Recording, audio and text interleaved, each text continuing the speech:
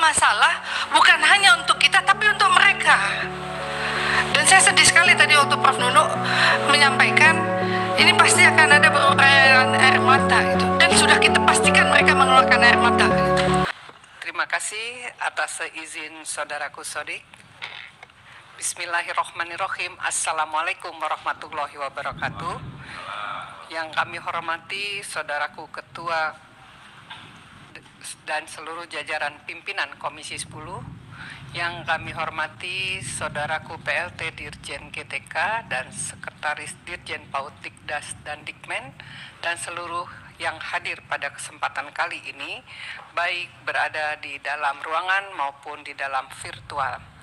Saudaraku yang berbahagia, kita sudah mendapatkan masukan yang sangat dalam dari teman-teman kami, dan saya juga ingin ikut menyampaikan. Yang pertama, kami dari fraksi Partai Amanat Nasional sesungguhnya mengucapkan terima kasih yang sebesar-besarnya atas program guru honor menjadi ASN melalui program P3K, dan itu sudah dibicarakan dari tahun 2021.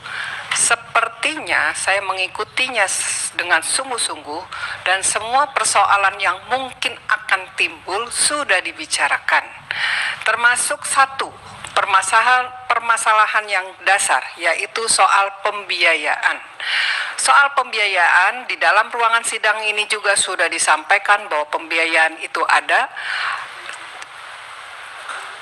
gaji pokok dan ada tunjangan-tunjangan yang semuanya disediakan dari APBN dan melalui DAK dan DAU.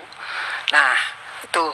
Tetapi permasalahan ternyata timbul, yang saya juga tidak paham kenapa ini tidak bisa diantisipasi oleh Kemendikbudristek sebagai leading sektor, yaitu bahwa contoh soal, saya memakai studi kasus Bengkulu. Di dalam lembaran saudaraku ya, bahwa di halaman 5 kami juga melihat di sini Bengkulu ada sekitar 705 yang menunggu pengangkatan, seperti itu, belum diangkat. Dan saya sudah menerima dari 523 orang yang sudah lulus dan hari ini belum diangkat. Dan seperti yang saudaraku sudah ketahui, karena tidak ada formasi. Kenapa tidak ada formasi? Dan guru-guru di Bengkulu ini ya sabar, tadi seperti yang lain, mungkin seluruh guru di Indonesia ini sabar. Jadi mereka sudah mengadu ke provinsi, ke DPRD, ya pokoknya ke semua yang berhubungan dengan itu. Jawabannya adalah kenapa Provinsi Bengkulu tidak membuka formasi. Satu, kata dasar adalah tidak memiliki keuangan yang cukup untuk membayar tunjangan. Satu. Yang kedua, bahwa ternyata persentase untuk membayar gaji pegawai sudah melebihi, sehingga untuk membayar gaji honor ini tidak kalau dia mengangkat, maka itu akan menabrak undang-undang. Nah, saudaraku, ini adalah satu hal yang muncul dari program kita yang sudah luar biasa bagusnya. Jadi mohon ke depan, seperti tadi saya mengutip kata saudara teman saya, bos dari BTS, yaitu bos saudaraku Nur, bahwa please deh, tolong dikunci uang yang untuk gaji itu, kalau diberikan itu bahwa itu harus jelas peruntukannya, bahwa ini adalah untuk gaji guru, karena kami udah ngelihat bahwa itu tuh nggak ada, sehingga pemerintah bisa memakai di sana, pemerintah daerah memakai untuk yang lain. Jadi kalau itu tidak dipakai untuk gaji guru, ya silakan balikan. Demikian juga dengan tunjangan-tunjangan. Dimohon kiranya saudaraku PLT Dirjen mudah-mudahan cepat menjadi Dirjen. Jadi apa yang dikhawatirkan oleh saudara saya Ferdi tidak terjadi, bahwa itu soal uang pastikan bahwa memang ada dan sudah tersedia. Jadi tidak ada lagi dari pemerintah daerah mengatakan kami tidak buka formasi karena keuangan kami tidak mencukupi. Satu permasalahan. Yang kedua, saudaraku, kita ini membuka tes. Saya melihat dari halaman 4 proposal saudaraku. Hasil seleksi guru ASN PPK tahun 2021 ada 925 pelamar, 925.637, kemudian guru lulus sekian, gitu ya.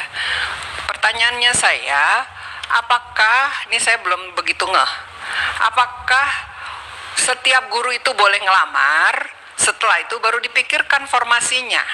Apa dibalik? Formasinya sudah ada, baru nanti dibuka, kalau mau melamar ini adalah yang dimungkinkan. Itu, karena kalau seperti itu tidak ada lagi kata bahwa ada guru lulus namun tidak dapat formasi seperti itu. Saudaraku, yang ketiga, saya ingin mengambil contoh kasus lagi. Kita dalam proposal, dalam rapat dengar pendapat Komisi 10 pada tahun 2021, di sini disampaikan bahwa jumlah guru seharusnya di sekolah negeri itu ada 2,2 juta, PNS-nya 1,1 juta termasuk guru honorer 742.000 dan sebagainya, dan kita kekurangan guru. Kalau pakai program 1 juta aja kan tadi juga disampaikan sama teman saya bahwa semua terserap aja belum mencukupi. Nah, apakah tidak beranjak dari data seperti ini sehingga yang kita permasalahkan sekarang ini tidak akan terjadi?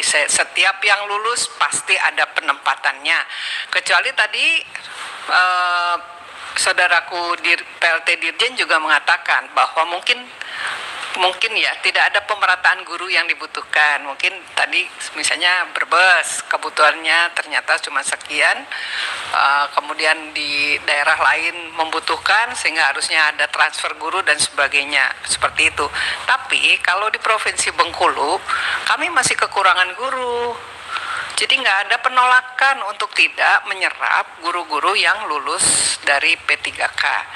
Nah, terakhir saya ingin mengucapkan terima kasih karena apa yang sudah dijanjikan oleh saudaraku Menteri di dalam rapat dengan kami, yaitu waktu memulai program P3K untuk menjadi ASN dengan mengatakan bahwa terkait proses seleksi guru honor menjadi ASN P3K di tahun 2021 dan akan ada beberapa tahap, dan bahwa dijanjikan soalnya itu sesuai dengan mata pelajaran, bahkan dijanjikan juga bahwa ada pelatihan untuk menjawab dan sebagainya, dan itu di Bengkulu terrealisasi. Jadi kami mengucapkan apresiasi. Sudah lulus, nah sekarang pikirkan lagi bagaimana menyerap sehingga apa yang dikatakan menangis itu ubah menjadi senyuman. Billahi taufiq wal hidayah. Wassalamualaikum warahmatullahi wabarakatuh. Terima kasih pimpinan. Terima kasih Bu Dekor, Bu Dewi Koryati. Selanjutnya kami persilahkan Ibu Iliza. Ya, Assalamualaikum warahmatullahi wabarakatuh.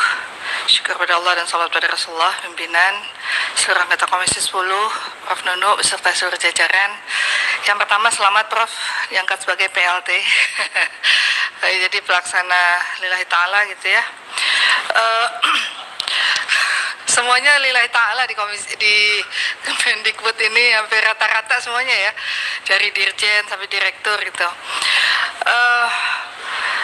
Yang sebetulnya saya ingin menyampaikan begini, dari rapat ke rapat. Awal Mas Menteri itu dengan happy-nya menyebutkan bahwasanya kemampuan beliau melobi menyiapkan anggaran untuk 1 juta guru honorer yang akan diangkat melalui P3K. Ini sebuah kebahagiaan yang kita terima bersama, luar biasa. Tapi ketika implementasi, kita kayaknya memberikan pepesan kosong. Walaupun setiap paparan yang disampaikan ada kemajuan sekian-sekian, tapi ini sebetulnya kita bukan memberikan solusi makin sehari ke depan. Ini semakin menambah masalah gitu. Masalah kita itu udah banyak, bertambah-tambah masalah yang ada. Yang saya ingin maksudkan masalah-masalah itu, yang sudah lulus passing grade, itu nggak diangkat, dan kemudian mereka dikeluarkan dari guru honorer.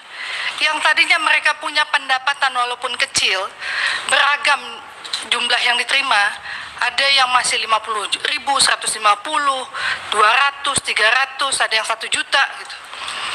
Tapi kemudian mereka kehilangan pendapatan karena menunggu pengangkatan.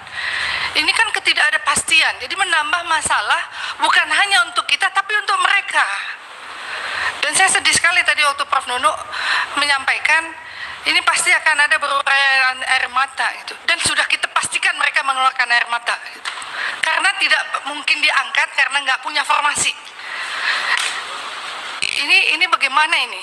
Kalau mintanya cari solusi ke kita, tentu kita nggak punya solusi, Prof. Solusinya hanya ada komitmen, political will, ya ada pemerintah, lintas kementerian, lintas lembaga. Kalau nggak punya database yang konkret, di mana bisa ditempatkan? Karena kan ini Kementerian Pendidikan, leading sektor itu hanya sebetulnya untuk mengangkat dan kemudian menempatkan. Dan harus komunikasi, koordinasi dengan pemerintah daerah. Ingat saya, di awal saya mau dilantik, setelah dilantik, itu kepala daerah di media sosial hampir rata-rata angkat spanduk memberikan dukungan untuk segera mereka bisa honorer ini diangkat. Kita semangat betul. Tapi kemudian ketika ini dibuka, pemerintah nggak punya kemampuan, pemerintah daerah untuk mengangkat mereka. Ada formasi tapi nggak ada uang untuk mengangkat, akhirnya SK mereka tidak dikeluarkan. Koordinasi komunikasi ini harus ada perbaikan untuk kepastian. Kalau buka ya buka, udah pasti ada kepastian mereka diangkat. Jangan kita ini begitu turun ke daerah, kita lagi yang diserbu. Seakan-akan kita rapat ke rapat menghabiskan uang negara hanya untuk rapat-rapat saja. Tadi di dalam paparan, ada sejumlah 15.415 atau 5,2% yang telah diterbitkan P3K ini namun masih menunggu pengangkatan Pemda. Kemudian ada 5.312, ada 1,8% dalam proses verifikasi berkas untuk penerbitan NIP 3K. Ini sampai kapan batas waktunya? Kita perlu kepastian.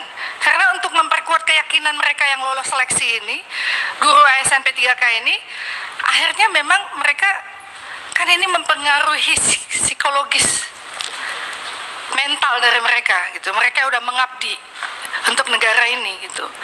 Kemudian di halaman 5 ada 616, 0,2%, itu berkasnya tidak lengkap, mengundurkan diri dan tidak memenuhi syarat.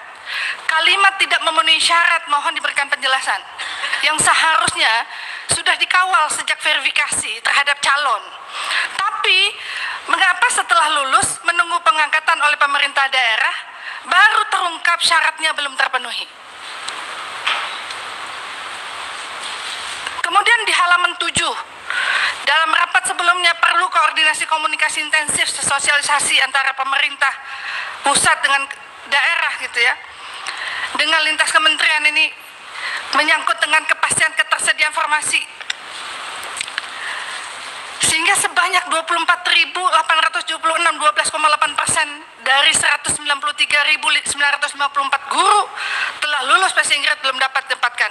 Ini datanya lengkap. Kita kan nggak mau terus-terus begini, duduk-duduk begini. Harus ada ketika kita mendapat kepastian, sehingga inilah yang akan kita bawa pulang kepada guru-guru di sana. Ini loh, jangan lempar lagi masalah ke kita. Kemudian keluar lagi Permenpan RB nomor 20 tahun 2022 untuk memenuhi kebutuhan dan mendorong peningkatan profesionalisme guru di satuan pendidikan yang diselenggarakan oleh instansi daerah, perlu mengatur pengadaan pegawai pemerintah dengan perjanjian kerja untuk jabatan jabatan fungsional guru pada instansi daerah tahun 2022 secara nasional, akan tetapi ada ambiguitas yang terjadi.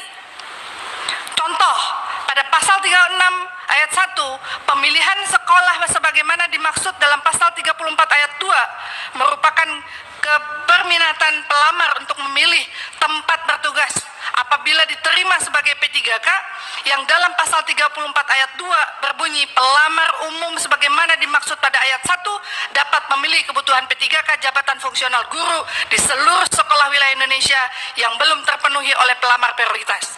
Artinya, apabila diterima, maka pelamar beranggapan penempatan sesuai dengan pasal 36 ayat 1, pemilihan sekolah sebagaimana dimaksud pada pasal 34 ayat 2 merupakan keberminatan pelamar untuk memilih tempat bertugas apabila diterima sebagai P3K.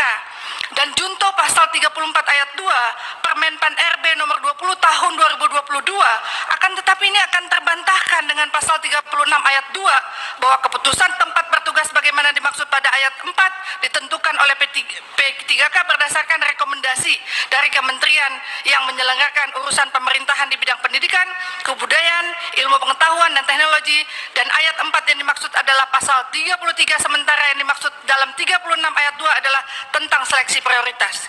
Ini yang kami maksud bahwa dalam Permenpan RB nomor 20 tahun 2022 ini tidak ada kejelasan, ketidakpastian terkait penempatan yang dipilih itu, Prof. Maka sebetulnya yang kami nggak bisa menyalahkan hanya Kemendikbud, karena ini lintas sektoral. Harus ada komitmen keperpihakan dari Kemenpan RB yang sinkron dengan apa yang dimaukan oleh penyeleksi penempatan para guru ini, dan kemudian political will dari Kemenq untuk benar-benar bukan hanya bicara DAU yang udah ada, udah dipakai, udah nggak ada lagi duitnya. Harus ditambah DAU ke daerah kalau ada komitmen, sehingga pemerintah daerah itu berkewajiban, ditambah kewajiban daerah untuk APBD murninya menyiapkan tunjangan prestasi kerja mereka. Kan ada tambahan tunjangan. Udah mereka nggak ada duit, DAU nggak diturunkan, alokasi pengangkatan diberikan formasi, bagaimana mereka punya kepastian untuk diangkat? Jadi kalau nggak ada kepastian anggaran daerah, jangan buka peluang itu. Jangan kasih pepesan kosong. Udah P1 belum diangkat, buka lagi P2, P3. Kasih dulu kepastian untuk yang awal ini, gitu. Ini kan kalau kita menyelesaikan mencarut ini benangnya udah kusut sekali. Gimana cara kita benang kusut ini kita ulur satu-satu persatu, gitu. Sehingga ada kepastian, ada penyelesaian, walaupun kita ini walaupun lama tapi nggak nambah-nambah terus masalah, karena buka-buka terus peluang. Padahal carut-marutnya nggak terselesaikan. Belum lagi nggak punya farmasi. Jadi memang ya kita mau bilang apa ya? Ya urut dada, mau bilang sabar. Ya sabar, tapi kan ini penzaliman. Ini kezaliman, ini penzaliman untuk kemaslahatan. Kasih buka tapi nggak ada formasi, dan udah dipastikan mereka akan menangis. Ini astagfirullahaladzim wa atubu ilaih. Mudah-mudahan ada solusi yang Allah berikan. Kita nggak boleh memastikan mereka berair mata, karena mereka itu sudah berkontribusi, sudah lama mereka berair mata. Jangan permanenkan air mata mereka. Mungkin itu, terima kasih. Assalamualaikum warahmatullahi wabarakatuh. Waalaikumsalam. Terima kasih Bu Iliza.